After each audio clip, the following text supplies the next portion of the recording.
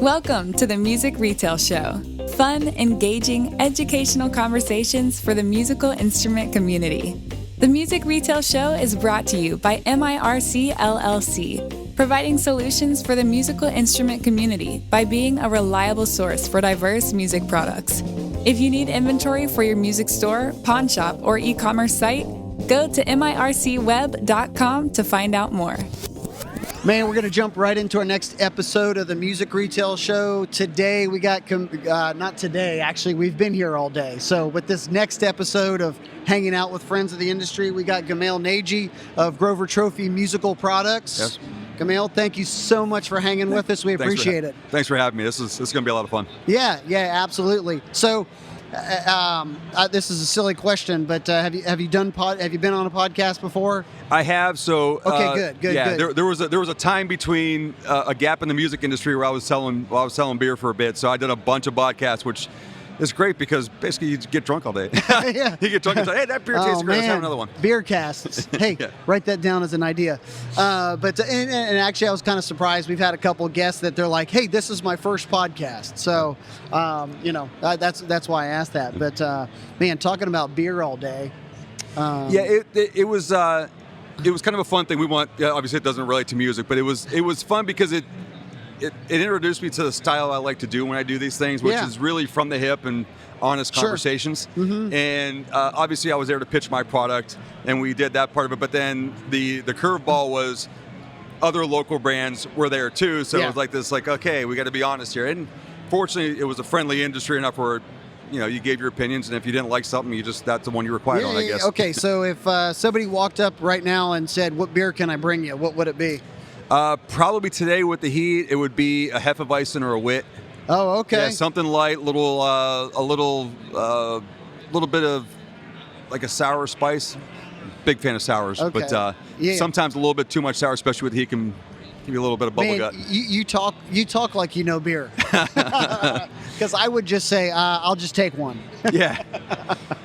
Actually, I've really gotten into bourbons lately. I finally found a bourbon I like, and I've tried for years, and I love the way they smell, but I finally found that one, that was actually good, and then it just really opened the door. Same thing happened with tequila. I was never found the one I liked, and somebody showed me a mezcal. I love smoky beers and smoky drinks. I'm a huge Scotch person. I found a mezcal. You like that peaty taste. Yeah. I got that mezcal. I'm like, I think I like tequila now, and then it opened the door for the extra añejos and things like that. I'm like, okay. It just takes that one to open the door, and once it does, it's like, I think I know what my palate wants. That's exactly right. And I had bourbons and whiskeys several times, and always just kind of like, man, I am not into this at all. Mm-hmm. And then it was like one day I took a drink of a sip of one, and it's like it opened it up, and you're kind of like, wow, I kind of like that. And now when I love sipping on a good bourbon. If you can say, what was the one that opened the door for you as far as bourbon? Man, you know what? It was actually have you ever heard 1792? Yes, I have heard 1792. Of it, yeah. It was really good, and this was a couple years ago. But man, I had that. And it, for some reason, it just hit the spot. It wasn't as spicy. It didn't have that much of a kick to it. It just had this kind of smooth flavor to me. And hey, I don't spend a lot of money on bourbons. I don't buy super expensive bourbons, but I try not to buy the cheap ones either. So this one's in that $40 bottle range, and man, it just hit the spot, and I've been sold ever since. And actually, what really sold me is somebody made me an old fashioned one day, and I had that, and I was just like, oh my gosh, this is dangerous. I need to. I don't know what I'm going to do about this, because it's one of those things where you're like, yeah, I'll have another one, and then next thing you know, you're in trouble. So yeah. By the way, this isn't a booze cast, but that's right. Oh yeah, we're supposed to be talking about musical instruments. But mine was Basil Hayden. Oh, okay. Yeah. Absolutely. I got a Basil Hayden. I'm like, that's what bourbon's supposed to taste like. Yes. And then my fallbacks have been anything out of the Buffalo Trace distillery. Okay, yes. So I got two different bottles of Weller's on my table, and my brother was supposed to give me a bottle of Buffalo Trace, and so I found my avenue in. Yeah. But that's a good brother. So to relate this back to music, there's a nuance that goes with alcohol, right? So you said about the beer thing, and you know the depth of flavors and stuff like that. And there's the whiskeys. It's like, it's not all the same, but until you find that one that teaches you how to learn your palate, it's all either going to taste great or bad. And then all of a sudden you get the nuances. So you're going to get the same thing back with music. And you walk around this show, there's guitars galore. And they're all beautiful, and they all have like all these different woods.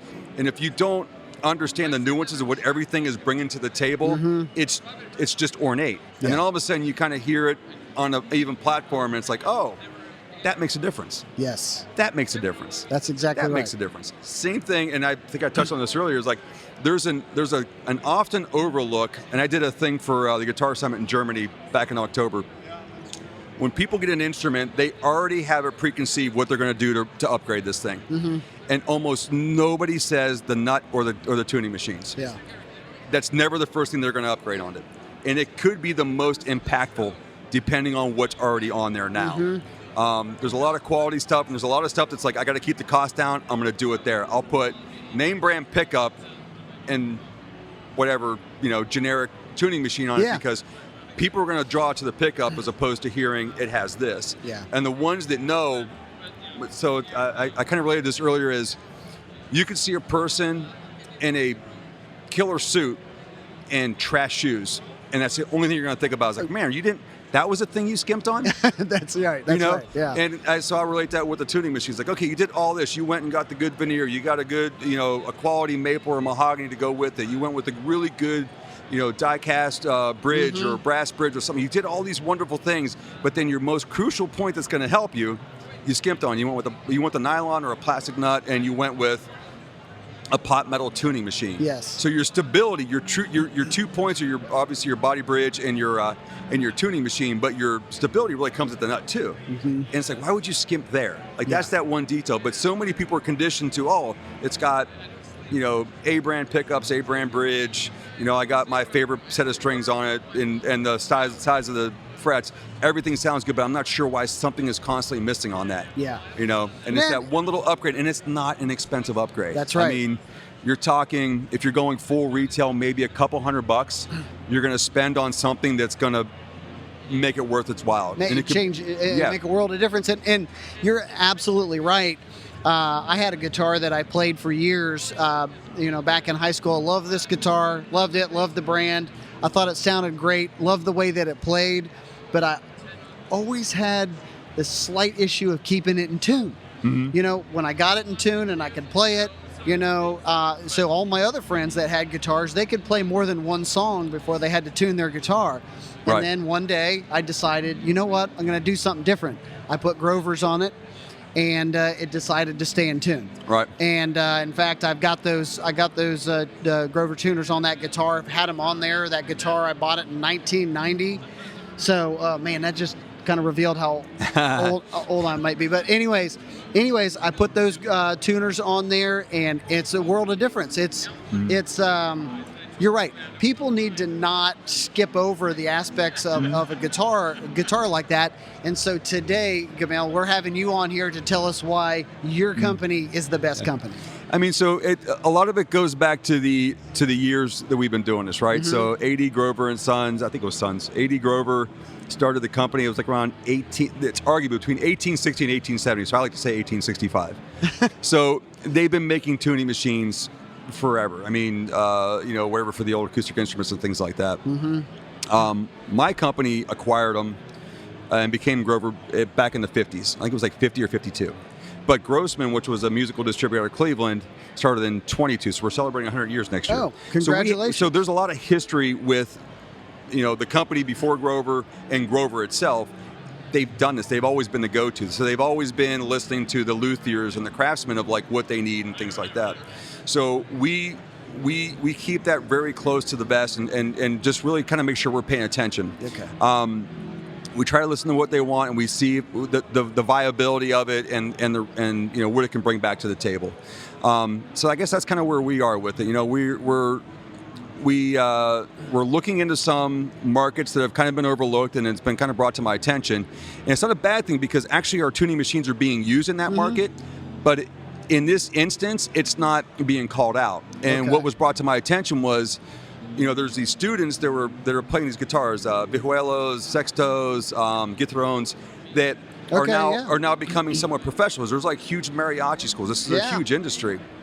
And what we're learning is maybe I shouldn't be saying this part. Fuck, I'm already there. Is there's a market for it. So fortunately for guys that are using our product that are building these things on the custom shop and they're already using Gerber, they found a way to make it work into their need. Yeah.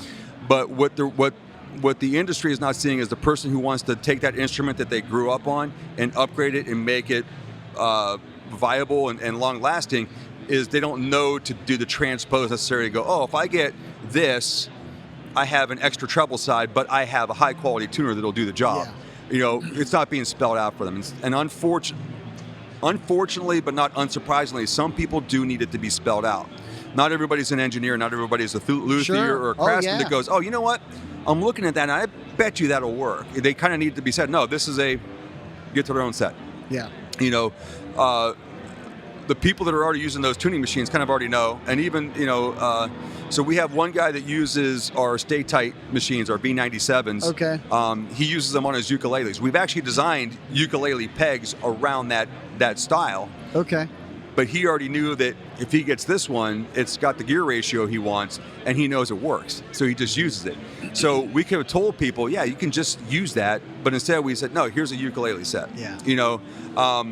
And it's just, it's peace of mind. Yeah. Kind of like if you're looking for parts for your vehicle, right? Mm-hmm. It sounds like all the specs will work for this, but nobody's telling me it will, and I don't want to buy it and find out I'm wrong. Yeah. But if they went and told you, oh yeah, it also works for, a 97 Camaro. Cool, I know it's going to work then. Yes. And I think that's what we kind of need to do on our end to bring it out to the people who realize that they want to upgrade but don't know how to. Yeah. Things that were being brought to our attention were it's not the Get-to-Their-Own, I think it's the Sexto. Okay. And I am speaking way out of my league on this one. So eight strings on it. It's 10 string, right? Oh, I'm sorry, 10 string. 10 string, yes.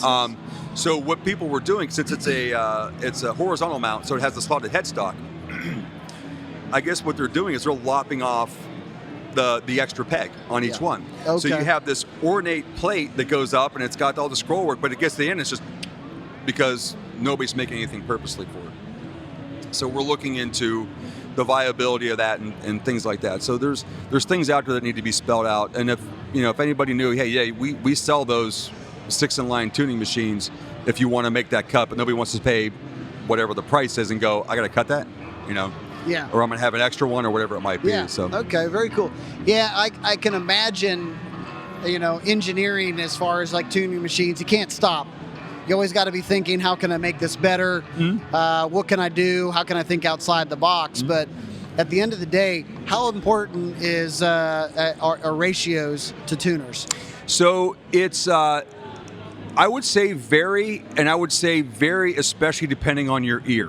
Mm-hmm. So 14-to-1 is fine enough. It's what everybody's known for, 50 years or so.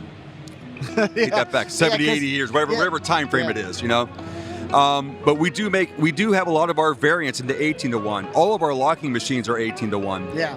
And it's just that you're going to spend all this time adjusting the saddles and getting the intonation right, and then you have that little spot where it's like, I just can't seem to hit it. Yes. And that 18-to-1 is going to help you because it's not, your 18 turns to get one full revolution. So, 4 extra turns, you have that little bit more to find that sweet spot. Yes. Of that pitch, as opposed to saying, okay, well, there's a little bit dissonant, but it's what it's going to be. So okay, cool. Because I'm just wondering, if you asked a guitar player out there, how many of them would know the gear ratio of their tuners? Because it's something they rely on, but it's probably not something that they always pay attention to. It's not. So I would say the builders are driving that a little bit more by insisting on it and maybe explaining it the selling point of, sure. I went to 18-to-1 because here's why I care. Yeah, absolutely. But I think they would even say, well, 14-1's going to get you there. And most people wouldn't know, but nobody's going to go, I'm going to take my 102s and go to 102-18s because it's like, but it's doing the job. And it's doing the job great. Yeah. But that 18-to-1 is that little bit of like, hey, if you're having an issue and your ear's not quite dialing in, you're not quite happy about it, step up to the 18-to-1. Okay.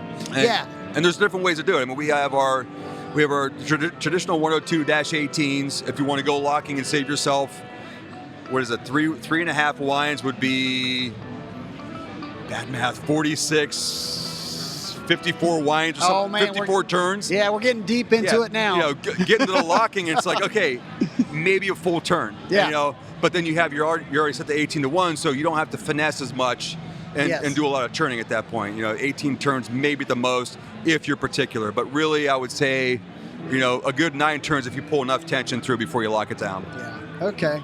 So. Yeah, very cool. So, man, what else? So last year was a weird year. For sure. Man, it was a weird year. Was guitar sales everybody thought was going to drop off, and then and then all of a sudden everybody's like, oh, no, they're not. They're taking off. Did that affect everything you were doing? Were guitar builders calling you going, man, we need more? There was the initial, and I learned this kind of secondhand, but there was the initial March, April of nobody knew what to expect. So everybody definitely hey, hold off on sending that production through or whatever it was. So there was that little bit of pump the brakes, what's going to happen, but then almost immediately it was nothing stopped. Yeah. What we saw from our side when the manufacturers pumped the brakes, the owners stepped up. Suddenly you had all these working musicians, I'm imagining, or all that suddenly had time on their hands because nobody was going anywhere. You weren't going out playing gigs. You weren't inundated with work. If you were probably working from home if you were able to hold on to your job. And we saw an influx of our aftermarket sales. So thankfully, there was enough dealers out there in our regard that did enough due diligence to set themselves up as viable internet candidates. Yeah, okay. And they're the ones that skyrocketed, whether it was through our distribution center or the handful that we do direct.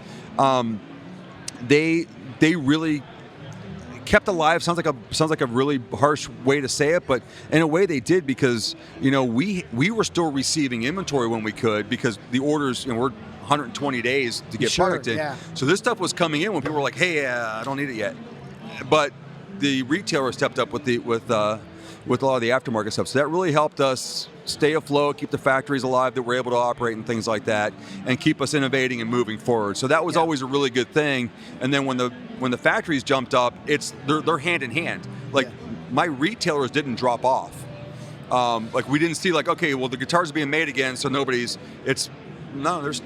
still needs. I mean, we're dealing with, I think everybody's dealing with this. The global supply chain is a nightmare. Yes. And it definitely has everybody scratching their head. Only because you're seeing the numbers, you're loving the numbers, but you have to question the viability a little bit. You have to kind of make sure you're staying grounded and true and seeing what it is. But our back order numbers are through the roof. Yeah. And we can't get product in fast enough. By the time something will land, we have that many more months of orders that have come in the process. Yeah. What we saw was, and I don't know if I touched on this earlier or not, but we had not a very focused, but we had a pretty focused, these are the categories that sell in large numbers, and these categories also perform. Okay. Where we're now seeing everything has been lifted. Our cores are still our cores and they're doing great, but these other categories where people are I don't know if there's time to research, but our locking machines have been going through the roof. Yeah. Our stay tight units have been going. I am selling beyond factory capacity. So every month that goes by, I'm getting that much further behind. It's insane, isn't it? Yeah, and it's a wonderful thing. The one thing that it kind of opened my eyes to, which has me, I have a conversation with Corey on Monday I'm planning on having, is just maybe some ideas around that, because I'm seeing so many people going for weight savings, and our stay tights they're open geared, so they're very traditional. A lot of people who make traditional style guitars are going that way because it has that look. But then it's also, people are really focusing on the balance of the guitar right now. So even though it's maybe not a crucial sounding weight savings, there's a weight savings going from a sealed unit to something that's open. It's just a little bit more metal that comes off there. Yeah. And, I think we're in the ounces game, and that's kind of where people are going. So I'm seeing a lot of really boutique guys that are leaning towards those brands because it fits the motif of what they're doing. Yeah, it is kind of crazy how ounces really appeals to a lot of guitar players. Yeah. I don't know if it's necessarily tone that it produces or just fatigue, keeping it away from that, but the whole balance and weight and everything is talked about more on guitars now. Before, it always seemed like it was kind of a vintage thing. People wanted to know how much something weighed, but you're right. It seems to be way more prevalent nowadays. Well, I mean, guitar building has become advanced, though, too. I remember back when I started playing in the 80s, yeah, you wanted the Les Paul because it was heavy and it was meaty and you had all these things, but you also had to do things to kind of counteract so much weight. Not necessarily the weight itself, but like to get the tone to right, because it's, you know, it's super heavy mahogany body with a maple cap, and it's nice and beefy for low end, but you maybe lost some clarity. So you had to kind of go with a balanced pickup that accentuated a high end on and stuff like that. You're getting nuance where you can find woods that can create the characteristics without the weight. And you said it, fatigue. And now you're looking at like, okay, I don't want to hold the neck. I want to play the neck. Yes. So with the different erratic body designs or the way the buttons have to be placed on the particular shapes, you start getting this like, you want fret access. Well, fret access means you're cutting away body to get yourself up to the top, which means you have that much more neck that's hanging off the center point of the body. So one of the things we're doing with smaller headstocks require smaller tuning machines, which require, if we can get open back, then we can save more weight, because what nobody wants to do is put a guitar on and go. That's exactly right. That's what I was getting at. Yeah. So I think that's where it kind of plays into too. Yeah, man, very cool. So, but I mean, as far as growers, you guys obviously have several other companies as well. Yes. As well. So, one of them being the Trophy Music Company. So, tell me a little bit about that. So, Trophy, and I wish I would have learned the timeline on this. Trophy started. They started doing like flutophones and recorders and stuff like that, and it's all being sourced and made out of in Cleveland, Ohio. And it was just kind of filling a need for the educational side as well.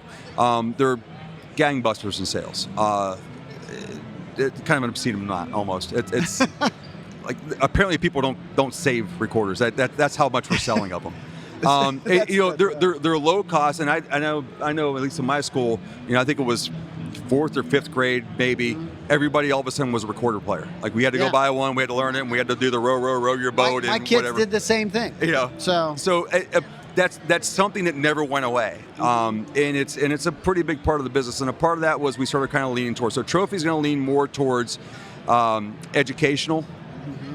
We do a lot with like band accessories, so lyres, the folios, so hang them on the back, on the top of your trumpet, so you can kind of flip to the music and things like that. It leans kind of more in that area. Obviously, we have a bunch of different recorders that we do, flutophones and stuff like that. We have. I'm gonna call the name on this wrong. I know it by the part number. It's a T1700, which is one of our top things. It's like a bell set, like a 27-note bell set. Okay. And that's another one that I'm no longer shocked at the number that I put out every month in sales. But when I was first selling, I'm like, oh yeah, we'll probably sell it. No, we sell a lot. I was like, okay. And then I started, I was like, where are they going? But it's just, but it fills a need. So every year there's a new student getting ready to pick up this instrument. Yeah. And it's a beautiful built-in cycle. And last year obviously was probably the area that got a little bit affected by COVID, because school shut down early. There was a question, there's definitely no summer programs. Are they going to go back in the fall? Yeah. And then there was a matter of like, oh, they went back. What do you got? It's like, this and this only. And anything we stockpiled immediately sold out. And then it became a thing like, what? But I need 1,000 of those. It's like, there was no sales for 3 months. We didn't keep ordering like we normally do. We ordered the initial launch in, and we should have had it landed in, but then we didn't know if we were going to get this back. I mean, the theory in sales is you don't always regain the sale. Once you lose it, once you missed it by not having it, it's not guaranteed to come back. So have it. Yeah. Plan for it, and if you have to, push for it. But it's not something that dies. It's not like, oh, I had that on the shelf for 4 months and now it's stale. It's like, no, it's an instrument. It's going to sell. Yeah, that's right. Tell me about Fire Sticks. Fire Sticks. Because I think I want a pair just to learn how to twirl drumsticks in the dark. So that came out. I want to say that was like early 2010, 2011. I think those came out. They're a fun thing. It's I have a couple pair. As a drummer, they're definitely for show.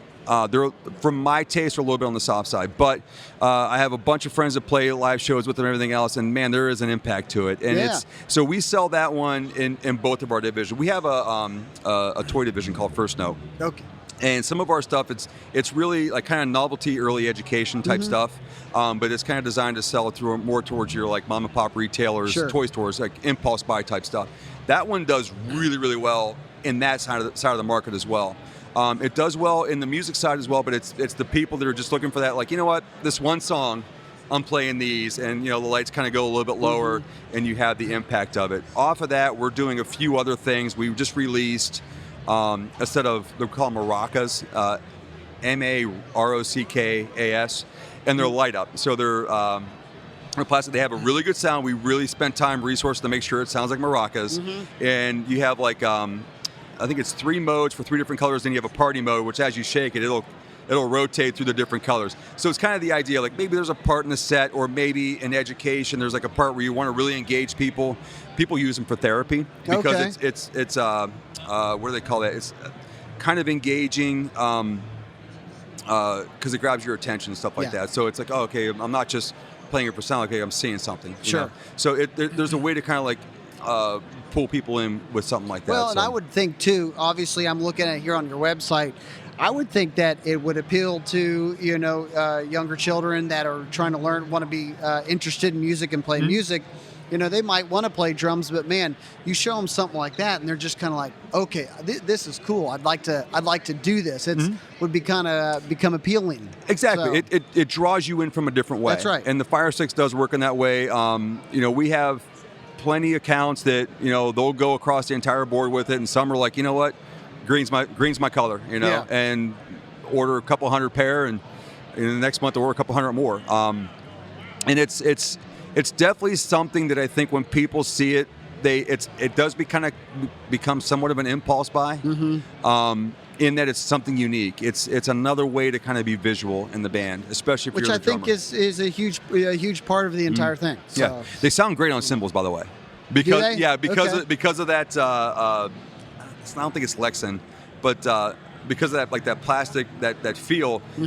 I do prefer it because I just got a new set of Pisces and I got more jazz size. So getting the bell out of the ride's a little bit tough. But if I pull that out, it's almost like having a nylon tip. You kind of get, okay, I can get some of the ping out of there that I want, but still keep that warm washiness to it. Yeah. So it's dual function in that way. But for me, I'm a heavy hitter. So for me, it's a little bit flexible than I like. Yeah. But if I'm going to pull them out, it's on a song that's going to lend to it. It might be a CCR song or something that's kind of like more laid back and in the pocket. Yeah. Where I'm not sitting there trying to drive the beat. It's like, okay. And then you can kind of get that little bit of a visual kind of going. And I just started using the CCs. Okay. Which is the color changing. So this way it gets out of sync because obviously you're probably playing a little bit more with the right hand and the left is like, it's like green, red, orange, blue, green, red, orange, blue, green, red, orange, green. But again, it engages you. It draws your attention a little bit. So you're more of a John Bonham kind of guy. I guess probably. I typically follow the guitar player more, although I did finally change my style. And if I have a good bass player, I'm definitely following the bass player. But I tend to chase the melody more than I do the rhythm sometimes. Man. Well, hey, man, everybody's got their style, Right. It works for Portnoy. Speaking of drummers, we also have the Clevelander Drum Company. Yes. So this is going to fall more into the band and orchestral. Yeah. A lot of it is going to be like xylophone, marimba, mallet type stuff, and we have the good, better, best, I guess you can say, which is you have like your student level, you have your concert level, and it just really comes down to the different shafts that we're going to use, whether it's bamboo or drew a blank. Sorry, Corey. But yeah, we have the different styles and different hardnesses of it, the different wraps, and we make all that in house too. Okay. So. We bring our source in, we bring our shafts in, and the different balls and stuff we use. And then when the orders come in, we literally wind them. We wind them in-house. The company was started by a member of the Cleveland Orchestra, actually. Okay. And when it first started out, he did have some actual drums. And I think we carried him for a while when we first took over ownership of it. But it was just the feasibility at the time. It didn't make sense to have a super expensive snare drum. And we didn't know how to define it. Now, it's always an idea that's going to be there. We know we could.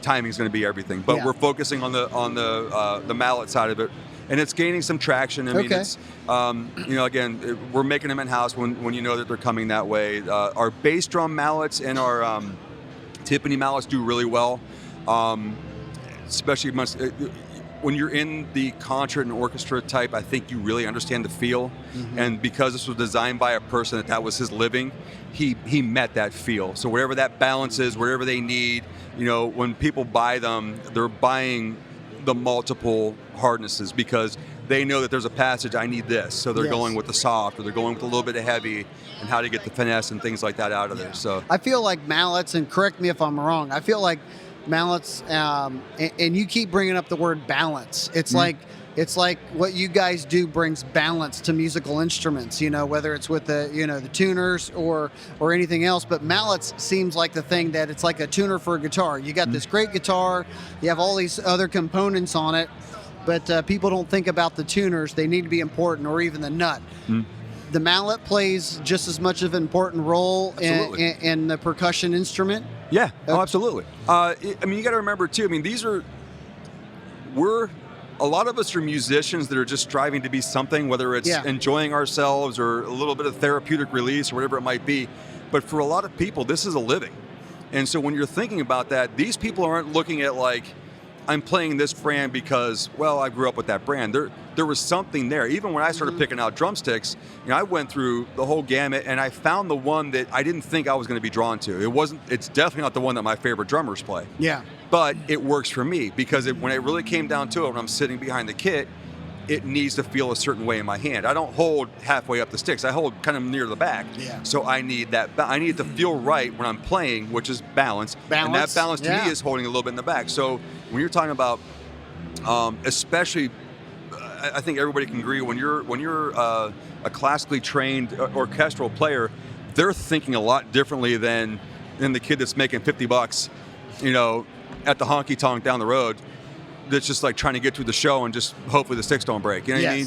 This guy is going, okay, I need this to sound a certain way. I'm not driving every way through. I need it. So in order to get that, you need to kind of add some constraint. And plus you're talking, 2 hours of playing, and they don't need fatigue. Yes. So maybe for this guy, he needs a little bit of heavier stick, or maybe only on this passage he does. So these are all kind of like weighted out in that kind of way, where it's designed to be a tool that you don't think about. You want to think about the music and the presentation, not I'm holding this, Yeah. And the same thing goes with guitars. I mean, ultimately, when you see your favorite guitar players, some of them are gear chasers, but some of them, like when you see the guy that does not buying guitar players, no. When you see the one professional, it's like, why is he playing that one? It's like, oh, because that one works for him. Yeah. Even guys that are endorsed, if you actually go see them live, they're not playing that endorsed guitar the entire show. That's right. And there's a reason for that. Because on this song, this works. Everything about this guitar works. And that's why he chose that one. And that's the same thing with orchestra. I can't speak with any validity, but I'm sure violin players have different bows lined up for different passages they play. Sure. I'm sure there's a hair count that matters for when they're playing a certain passage and how they're going to bring it and make it sing.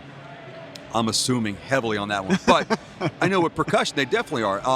Matter of fact, we have one guy that works with us, and I'm kind of grooming him to be in our sales. His name's Evan, and he studied this stuff. So I'm always picking his brain. I'm like, explain to me why we have 3 of those. Yeah. And he does. And it's like, makes sense. Okay. And it's because that guy who's playing the marimba, or he doesn't. It's not just.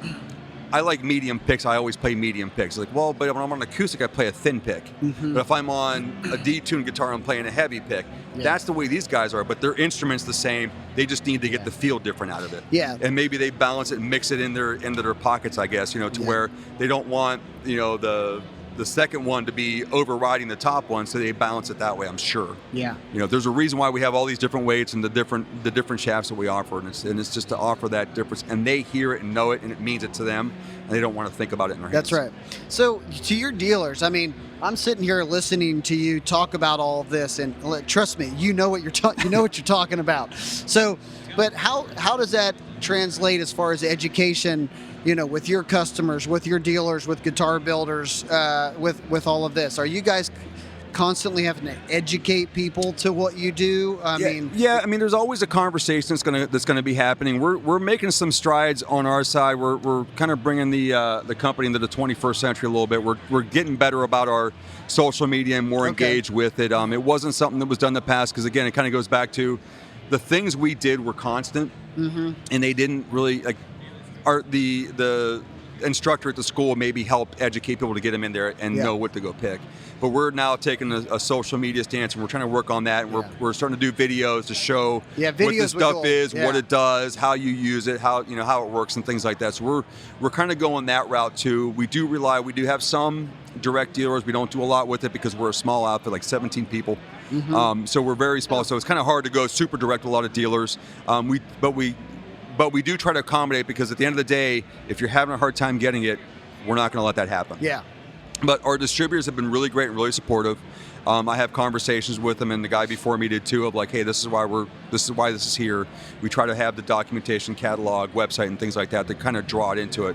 One of the things I just challenged ownership and Evan with was more detail on the mallet stuff.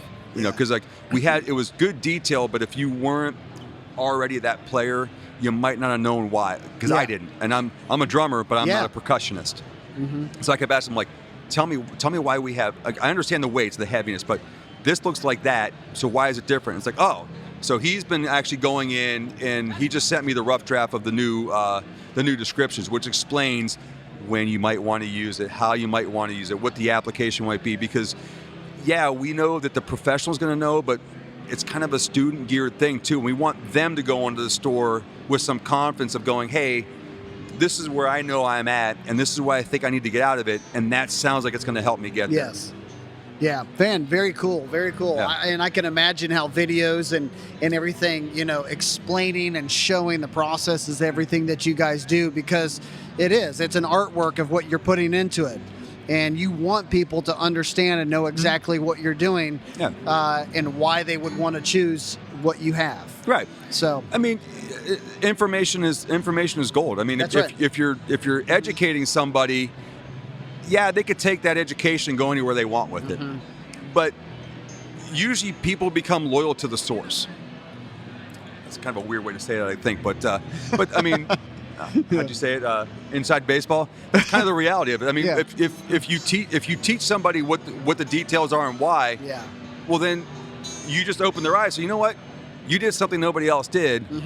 I'm brand loyal, or I'm going to be loyal until something tells me not to be. Whatever that something is. They might find another brand that's like, you know what, this one just fits me better. But I know what to look for, and they usually will still talk about, go check out Cleveland, or go check out Grover, or Duplex, or whatever brand that got them there, because that's the one that opened their eyes to like, oh, this is how you think about that. I'm a data person.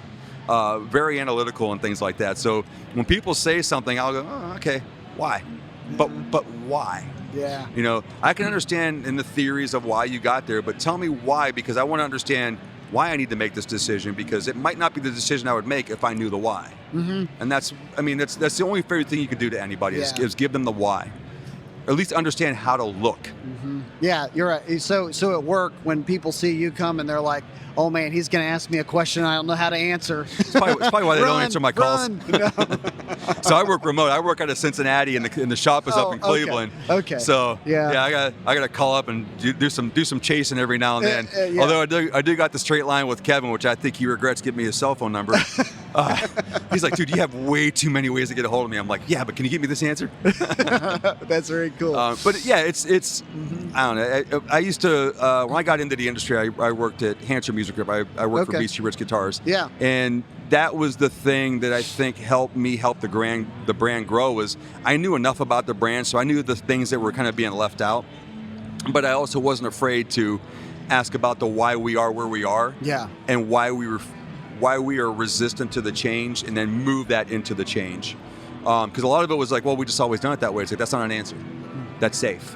But then knowing how to explain back to them on why the why was important. Yes. And then the dealer's got, it's like, oh, that's why you do it that way, or that's why this is that way, and this is how you talk to people about this, and no, this is how you. And it's only going to help them sell more. Yeah, and one of the fun things I used to do, because when I was in sales with them, was kind of dealer training, where I just got to like and know my dealers well enough to where, I would help them like, hey, I don't have this, but this is the same thing. Yeah. How important is color? What are they really looking for? Are you asking the question, what are they looking for? They might have come in saying, I want ABC guitar, but if you go, hey, I don't have it, maybe ABC guitar isn't really what they want. It's just the features they know belong to that guitar. But if you turn around and tell them, hey, this has those features too, at least play it. And you might sell inventory. Yeah. Don't be afraid to understand what you're carrying, what you're selling, and how to talk to people about it. We had a situation recently where my 102 18s, they're my 102 series Grover tuning machines, the non-locking, the original ones, and they're the 18-to-1 gear ratio. Mm-hmm. Well, we had a hot run on those. I mean, I couldn't get any of them. Fortunately, I had my vintage in stock, which is my 102 Vs. Yeah. And they're also 18-to-1. The only difference was the casing on it. So we went with the original milk bottle style casing. So where the shaft comes up, it's kind of like tapered and it looks like an old milk bottle, an old metal milk bottle. Yeah. And so people were like, well, I need a 102 18G. It's like, I don't have them. I'm not going to have them for God knows when, because I can't get stuff out of California anymore. Mm-hmm. It's getting there and it's playing a game of hide and seek. It's somewhere in the yard, but nobody knows where it is. I'm like, but I have these. Yeah. And they're like, what is this? So I send them the picture, send them the information. I'm like, it is literally what you're trying to get.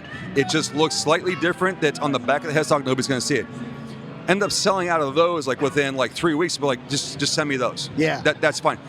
So basically told me that whoever was coming in was looking for a gold machine with 18-to-1 gear ratio. The rest was superficial. Yeah. But having that and sharing that saved, several thousands of dollars in sales, because they're like, oh, if it's not in, well, I guess I need to go look at somebody else. Yes. Or I got to tell them no, which no means they're going to go online and they're going to find the person that still has a set versus you had them in the store and all you had to do was know, here's your alternatives. Done the same thing with the locking. My favorite locking is actually the original locking, but we do the Rotogrip that came out, I think, around 2013, 2014. So it's the one that everybody knows when they think locking. Yeah. Has the wheel on the back, and you pull the string through, and you tighten it down, and got it tight enough, and then you start tuning the guitar. The reason I like the originals is because it's all intuitive. You've already been doing it from the day you started playing guitar. You feed the string through, and you just start tuning it. And it has an internal camshaft that'll turn and lock it against the external one, and then start bringing it to pitch. So everything is intuitive. The way you would have normally tuned your guitar, feed it through, bring some tension, start turning it, everything locks in place, and you're ready to go. When we were running out of these, because these went on gangbusters. We had a few OEM guys that got really big on those, and then the other, I like those, but I want to go up to the next step. Well, I'm sold out of those. It's become a hot commodity. But have you considered this? Yeah. It's like, kind of works the same. It's like, yeah, it's actually more intuitive. Yeah. You're not wondering, did you get that wheel down tight enough before you start tuning it? It's going to slip a little bit and you're going to have a little bit of an issue. It's automatic. It's all in the same motion. Okay, man, very cool. Again, it's just the little things of just knowing what's there, knowing what your alternatives are. Through some of my suppliers, speaking a lot of that, but through some of my suppliers, we actually have ukulele tuning machines based on the state tights. So like the V97s, 98s I was talking about. We have some of our manufacturers actually use our V97 on ukuleles because it's kind of the same instrument. It's the same machine. I think the shafts are a little bit different. Like on our 8 and 9 series, they have varying widths of shafts depending on the headstock. But they just use the guitars because they're there. Yeah. And they use them on other things. Like, I use them on the acoustics and I can just kind of apply them here and keep them moving. So it's that forward thinking, but knowing that. So if I get a ukulele guy that calls and says, hey, I need to get some more tuning machines. Well, I'm out of 8s or out of 9s, whatever model they're looking for. But I got some V97s. Mm-hmm. Okay, you're going to have 2 extra, but if you buy 4, you do get an extra instrument or whatever the breakup is. And it's like, oh, okay. And it's very similar footprint and everything else. So again, and that's kind of comes from my supply chain management background a little bit too, is like critical thinking. Yeah. I need to sell everything and I don't want to sell the only thing that's selling. So I'm going to figure out when that gets low, how do I get the other stuff to go? Oh, and man. Absolutely. And in fact, we go through the same processes ourselves is continually, the stuff that sells itself, great. Everybody loves to sit there and take orders on the stuff that sells itself, but how do you become better at selling the stuff that doesn't really necessarily sell very well? But it's exactly what I think you just said. It's understanding the product, bringing the data, using it as an alternative. If somebody can't get this, well, hey, hold on a second. What you really want, this kind of fits in that, and having those conversations. And the next thing you know, you're causing a dealer to have a wider, more variety. They can sell wider. They can sell more product. They become better at what they're doing because you brought your expertise to it. It's product knowledge and it's product education. Yeah. And what you said right there too, like we've noticed that too. Like I said earlier, we've gotten wider in our output. It's not just and it's not just, but it's not heavy here and then a little bit here. It's people know that there's alternatives and they're willing to go with the alternatives. They're willing to have the conversation with the customer on the floor, and sometimes they might have flipped a customer that wasn't thinking that way, and now all of a sudden that's it. It's like, oh, you know what? I need to get those on my other guitar too then. Yes. And then so there's always opportunity. It's just slow down, have the conversation. You know, the way I used to look at it, they came into the store for a reason, and you know everybody has that like guard up. Hey, don't talk to me. I don't want to be forced into a sale. But the reality is they walked into the store. Yeah. So talk to them. Be friendly about it. You don't have to sit there and just hammer. You're gonna buy it. But just educate them. Find out what they're looking for. When they ask for something, ask them why they ask for it. Why are you looking for that? Yeah. You know, I have it, or I can get it for you. But just curious on, you know, what drew you to that? Oh, you know, my favorite guitar player uses it. Yeah. Okay. Yeah. So you're looking for that specifically because of him, or you're looking for the functionality, and then you start knowing it's, oh, okay. Think about this. Think about that. Yeah. Hopefully, you're saying things that my company represents, but all the same, it's you know, it's a value to you as a retailer to stay as deep and educational. And again, the more you educate your customer, they're going to come back because you're the guy. Yes. You know, I did the same thing. I'm still, you know, really close friends with a music store that I grew up back in the Youngstown area. You know, I went into the store and he didn't just tell me what I asked for. And he asked me the why. He asked me like, well, why are you looking at that drum set? He goes, I'll sell it to you. He goes, but why are you looking at it? I'm like, well, you know, I heard this and this about it. It's like, okay, well, I have this kit and it's very similar in those features you're asking about. It's like, oh, okay. And then, you know, the price is this. It's like, oh, okay. And then like through the years, him and I, we still in communication, and it's just always been a little bit of like, think about it this way, think about it that way, or consider this. Like, does it have to be this brand because your mind is fixed on it? And if it is, that's fine. But is it the features and you just know that brand has it, or that particular item has it? Man, I mean, you're bringing so much wisdom to the conversation here. So I'm actually really just enjoying listening to you talk. So I really hope I did well with selling Grover Trophy musical products and Clevelander percussion. Yeah. You can go to grotro.com. Yeah. Do you say it like that, or do you spell it out? GROTRO? I tend to be redundant, so I'll do grotro.com and then spell it just in case. Yes. And then I'll slow down and spell it and use an alternate. Yeah. It was an R. It was an O. It was a T as in Tom. Yeah. So now the easy question to close out our conversation. Where do you think the music business is going? How do you think what we've gone through is going to change, and where do you think we all might be going, or Grover's going?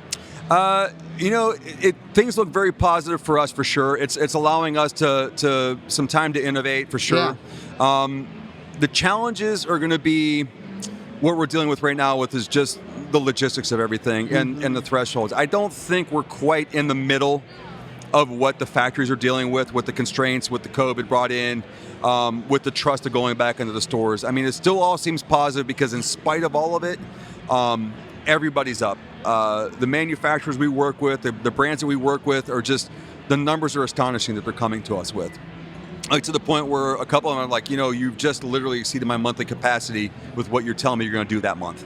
So I need to figure out how to get behind it. So now it's forcing us to have conversations with our factories to say, okay, how do we get ahead of this? You know, but in a very safe and controlled way, that if this is a matter of get what you can and it does falter out, that we also don't have people that are just set up for suddenly not having jobs either, I guess you can say.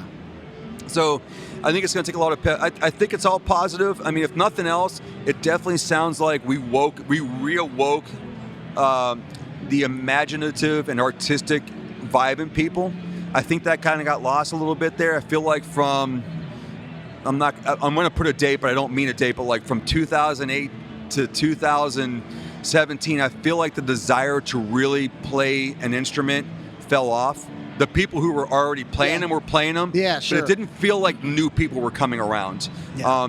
I think I felt that because we weren't selling, while we were still selling a lot, we weren't selling a lot of entry-level instruments so much as mid or high-level instruments, which meant that somebody was buying an additional instrument. Yeah. And I feel like what I saw, over the past year, these are people coming out and getting new instruments. They're learning a craft. They're learning a skill. Whether it's I'm at home, I have time on my hands, or you know what, I've always wanted to, and all the excuses are gone. One of the things that I saw blow up, which I'm still scratching my head on, and I think it's amazing, pedal steel.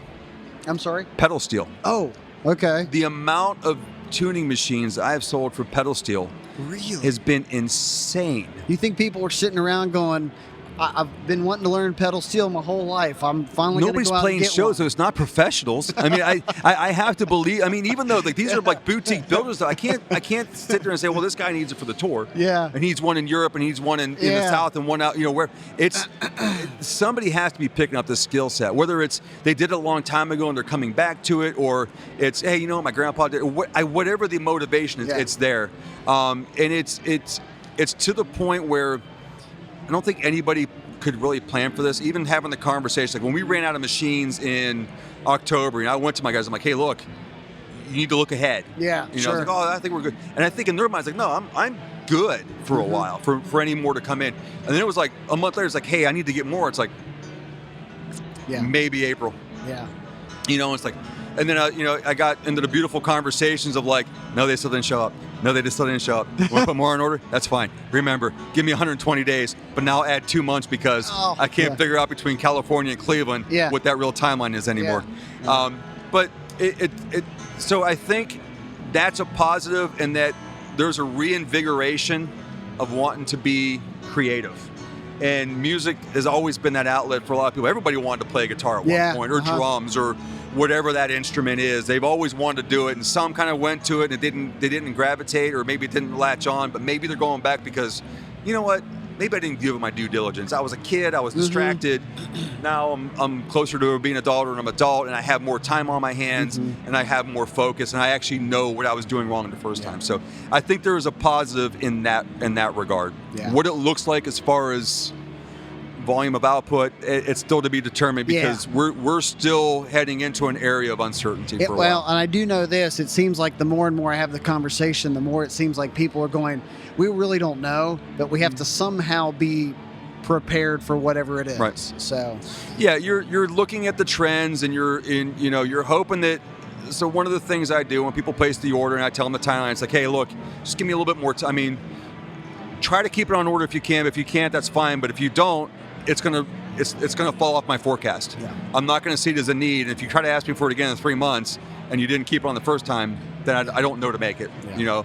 I have to look at the tangible and a little bit of growth. But if you're gonna keep taking it away, so I had a couple of people that flipped me like, okay, you can start keeping back orders now. It's like, because what was happening is a shipment would come in and it's like, hey, did you get those in? Like, yeah, they're already sold out. Oh, I needed to get some. It's like, yeah, but you canceled your order. Yeah. So if you legitimately need it, leave it on back order, because you're not being charged for it until it shows up. Sure. But the worst is when you find out it shows up and we're going, our cutoff is here, and that guy was in it, but since he canceled his order, the guy below him goes. So, man, it's a crazy world, and how everybody's had to take some time to adapt. So, but man, Gamal, it's been a pleasure listening to you, man. My goodness. Babble. No, it's wonderful, and I'm glad we started out with beers and bourbon too. It's always a good way to start. It's always a good way to end too. So. Yeah, that's right. Yeah.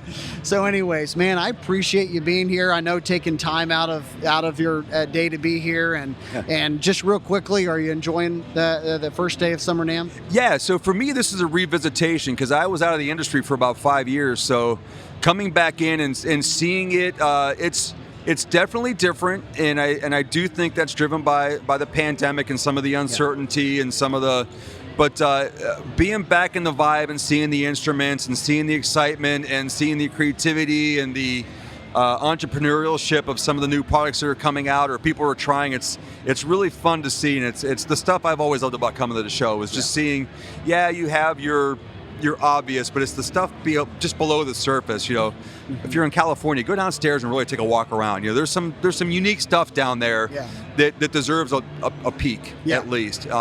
It basically shows that the people, the passion's out there, and you know, give them a shot. Yeah, absolutely. So, man, Gamal, thank you so much. Thank you. I appreciate the time. Yeah, thanks for the invite. Absolutely. And man, let's just keep up and stay in touch and continue the conversation. Yeah, well, you got all my contact information. If there's any random question that comes up, I'm remote everything. So, oh man, I know who I'm asking. You want to talk about bourbons? You want to talk about scotch? I'm your guy. All right, man. Thanks a lot. Right, thanks, guys. Thanks for listening to the Music Retail Show.